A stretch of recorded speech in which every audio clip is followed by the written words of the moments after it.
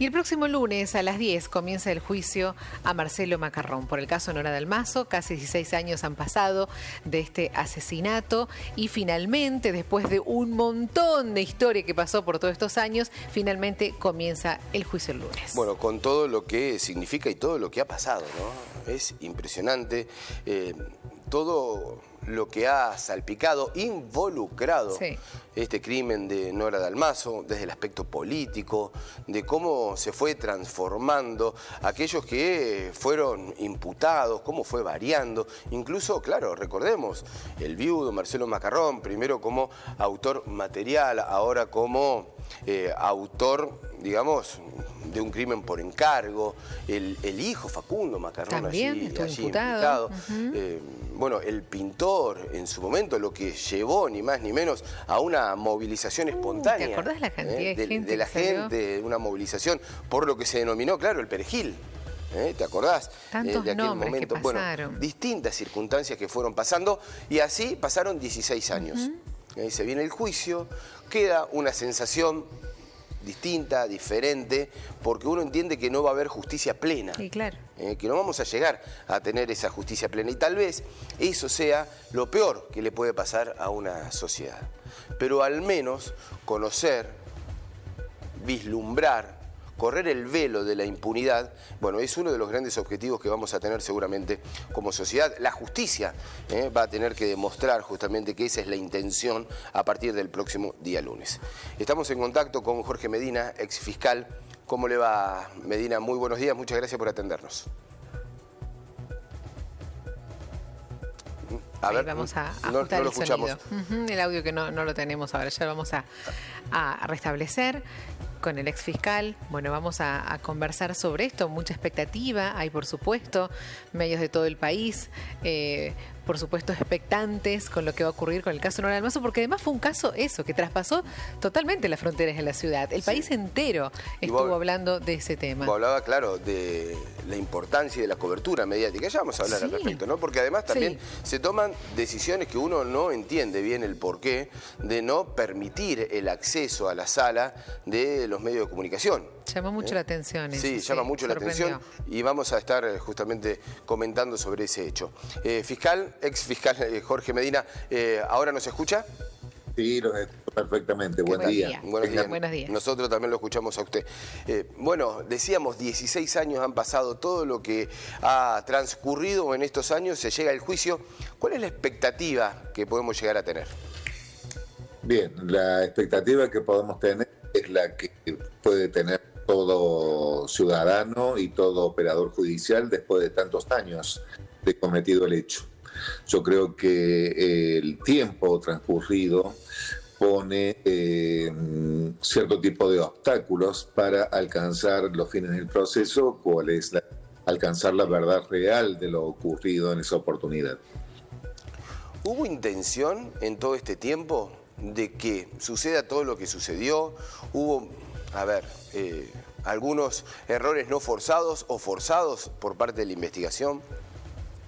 Vea, personalmente, esto es una opinión muy personal, creo que hubieron distintos obstáculos como para que esto tuviera una resolución mucho más rápida en el tiempo. Creo que ha habido permanente obstaculización de lo que es la labor judicial que derivó en esta lamentable demora, ¿no? Yo siempre digo que la justicia lenta no es justicia. Esto que ha pasado después de tantos años, vamos a tener apenas un atisbo de lo que fue la realidad. Pero no obstante ello, tengo la esperanza de que ya en el devenir del juicio oral y público se pueda llegar a, por lo menos, vislumbrar lo que ocurrió en realidad. Jorge, ¿será importante el rol de los jurados populares en este juicio? ¿Por Hay lo que significó la cosa? Sí. Yo creo que hay dos elementos que son fundamentales en este caso. La actividad del Ministerio Público Fiscal, del fiscal que va a llevar adelante la acusación, y también el del jurado popular, por cuanto va a tener una mirada absolutamente objetiva de lo que el fiscal presente como prueba, como cargo de la prueba, durante el juicio. Yo creo que estas cuestiones son dirimentes a la hora de llegar a una conclusión en el juicio. Claro, porque además la causa de Nora Dalmazo fue muy popular.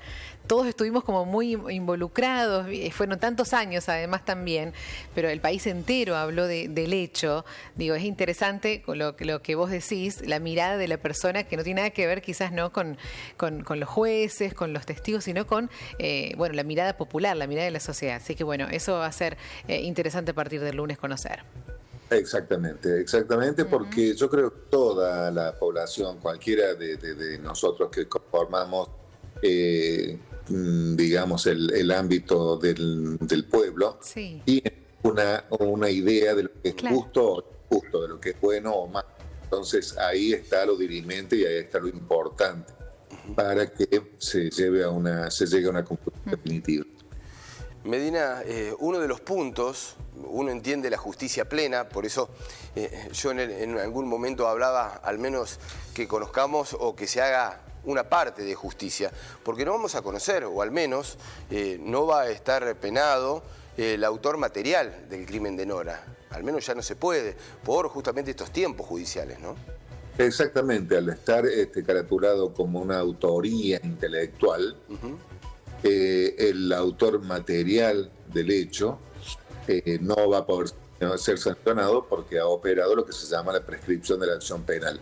Salvo que, y cuidado con esto, salvo que durante el juicio el fiscal en determinado momento pueda determinar o pueda aplicar la figura que está prevista por el artículo 388 del Código Procesal Penal, es decir, una ampliación de la acusación, que de acuerdo a elementos de juicio que fueran o que puedan ser rendidos durante el juicio, el fiscal entienda que la acusación originaria, plasmada oportunamente por el doctor Pizarro, de acusación o de autoría intelectual, pase a ser la de autoría material. Es decir, esa es otra de las posibilidades que puede ocurrir. Claro. Jorge, esta situación o esta figura solo le cabe a Macarrón, ¿no? Sí, en este caso el único que puede ser perseguido por este delito a esta altura del prescripto, la acción penal derivada del hecho, es la del doctor Macarrón. Se espera que esté sentado Macarrón, ¿no?, en el banquillo, pero existe la posibilidad de que no. Normalmente tiene que estar presente durante la acusación y durante el juicio la ley procesal establece que puede ausentarse y quedar en representación de él su abogado defensor. Tanta nebulosa en estos 16 años de investigación que uno espera obviamente la transparencia en todo sentido, Medina. Y por ahí algunas restricciones a la prensa. Sí. Bueno, nosotros como trabajadores de prensa, por supuesto, es lo que se desea, estar presente, poder realizar la cobertura. Después de 16 años los medios locales siguiendo durante todo el día, hora a hora. No es que se arribó una semana, un mes diciendo barbaridades de la causa, de la víctima, de la familia y después abandonar la ciudad. Y sin embargo allí hay como una situación de prescripción para poder ingresar. ¿Cómo se observa esto desde un ámbito judicial también? ¿Por qué se da? Esta restricción es una facultad que tiene el Tribunal de Juicio y que se da por razones de orden. Mire, siendo sinceramente honesto, ¿no?, en este tipo de cosas, la verdad que la exposición pública de determinado tipo de personas que van a declarar en esa causa muchas veces puede, digamos que, afectar la espontaneidad de los testimonios. Entonces, porque no es lo mismo como ustedes están acostumbrados a estar frente a una cámara de televisión hablando, concluyendo, o como puede ser el caso en un funcionario público, de una persona que va a prestar su testimonio y sobre todo en un caso tan sensible. Esta restricción es una facultad que tiene el Tribunal de Juicio y el Superior de Justicia, y no se da solamente aquí en el país. Cuando uno ve en otros tribunales, por ejemplo, en Estados Unidos, no permiten el ingreso de la prensa a la sala, a tal punto que ustedes lo habrán visto como yo, hay personas dibujando diferentes aspectos o diferentes escenas del juicio, porque justamente trata de evitarse esa exposición tan mediática que en determinado momento puede afectar, como decía yo antes, la espontaneidad de un testigo que está declarando sobre un caso tan sensible. O sea, que considera que sería acertada la decisión de la Cámara en este caso, entonces. Y yo diría que en este caso daría la posibilidad, ya ha estado en distintos juicios, como ustedes saben, durante 20 años, y en estos casos normalmente uno apela a determinado tipo de digamos, discreción para poder lograr, porque yo quiero decirles una cosa a ustedes y al público.